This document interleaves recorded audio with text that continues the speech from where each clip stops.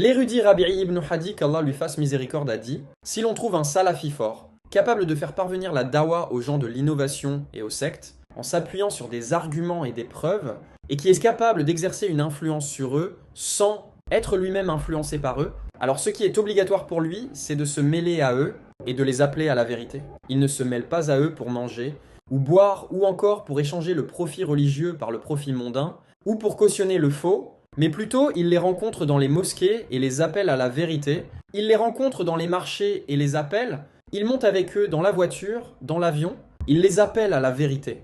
Il monte avec eux dans le train et fait de même. Il les appelle à la vérité, car se mêler à eux est une chose inévitable, car les gens de l'innovation et des passions constituent une écrasante majorité, tandis que les salafis sont semblables à un poil blanc sur un taureau noir, qu'Allah vous bénisse. Ainsi, qu'il le veuille ou non, il se doit de se mêler à eux. Cependant, quel est son devoir? Son devoir est de faire parvenir la da'wah d'Allah avec sagesse et la bonne exhortation. Car s'il décide de s'asseoir chez lui, sous prétexte qu'il faut boycotter les gens de l'innovation, il aura alors tué la da'wah. Fin de citation.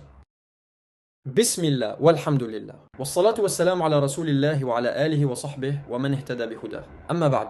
Ceci constitue une brève série de réfutations des propos d'Abu Hudayfa, dont la méthodologie apparaît comme dangereuse en raison du mélange qu'il opère entre le vrai et le faux, ainsi que par les procédés de ruse et de manipulation qui la caractérisent, comme on le verra, incha'Allah. Depuis un certain temps, je me suis abstenu de vous faire une réfutation détaillée au sujet de vos faussetés et mensonges, toi et l'autre là-bas que je n'ai même pas envie de mentionner ici, non pas par manque d'arguments, oh non, loin de là, mais en raison de mes nombreuses occupations liées à mes recherches, mes cours et autres occupations, et également parce que je ne souhaite pas vous faire une publicité imméritée. Par Allah, ce n'est nullement par insuffisance d'arguments ou incapacité à répondre. Cet homme, Abu Hudayfa, qu'Allah le guide, depuis quelque temps, multiplie des paroles sur la question du boycott, tout en trompant les ignorants ainsi que les fanatiques qui le suivent, en affichant une prétendue jalousie pour le manhaj, alors qu'en réalité, il entretient la confusion en amalgamant différentes questions. Dans son audio intitulé « Si on ne va pas vers les gens, comment les gens seront guidés ?»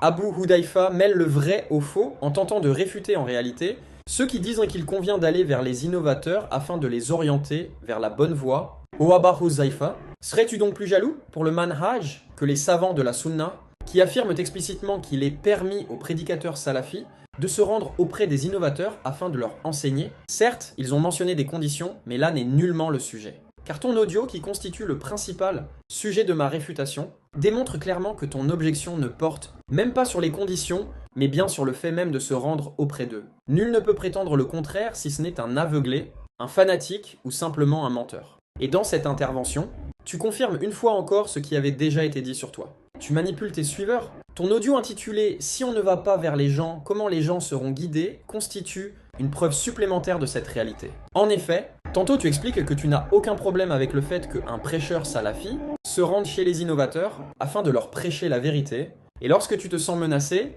tu exposes la question du boycott, de manière à laisser entendre que tu t'opposes à cette démarche. Parfois tu tournes autour des conditions mentionnées par certains savants, concernant le prêcheur salafi qui se rend chez les innovateurs afin de leur prêcher la vérité, jusqu'à laisser croire même que si celui-ci ne tient pas exactement un discours conforme à tes attentes et à tes passions, alors il n'aurait en réalité pas exposé la vérité auprès des innovateurs. Tantôt, tu expliques que ton problème réside sur le fait que les suiveurs se déplacent pour écouter un prédicateur salafi dans une mosquée de Hizbi, sectaire. Pourtant, quand ce sont tes suiveurs qui t'accompagnent dans des mosquées que tu considères toi-même comme étant celles d'innovateurs, cela ne semble susciter chez toi aucune objection. Quel est ce deux poids, deux mesures? Quelle est cette mascarade? Que cherches-tu réellement au Abu Hudayfa? D'ailleurs, j'aimerais obtenir une clarification concernant tous les différents séminaires que tu as organisés après mon départ de Côte d'Ivoire. J'ai en effet appris que tu avais animé des séminaires ou des rencontres. Les as-tu toutes tenues dans des environnements exclusivement salafis? Si tu es allé dans des mosquées, s'agissait-il des mosquées de salafis? Et t'y es-tu déplacé sans être accompagné de tes suiveurs ou sans qu'ils ne te suivent? Ceux qui étaient en face de toi étaient-ils uniquement salafis? Je m'interroge sincèrement à ce sujet. Car selon toi, combien existe-t-il réellement de mosquées salafis en Côte d'Ivoire? Si tu considères réellement comme permis le fait qu'un prêcheur salafi se rende chez des innovateurs afin de leur transmettre la vérité, comme tu l'avais pourtant affirmé explicitement dans tes précédentes interventions, Et comme je l'ai rappelé en citant tes propres paroles, dans ma première réfutation sur toi, alors que cherches-tu exactement à condamner? Dans ce nouvel audio, avec les différents propos que tu y tiens, n'éprouves-tu aucune honte à te discréditer ainsi? Aux yeux des personnes dotées de raison et de discernement, tu te contredis manifestement et tu entremêles le vrai et le faux. Tu dis, je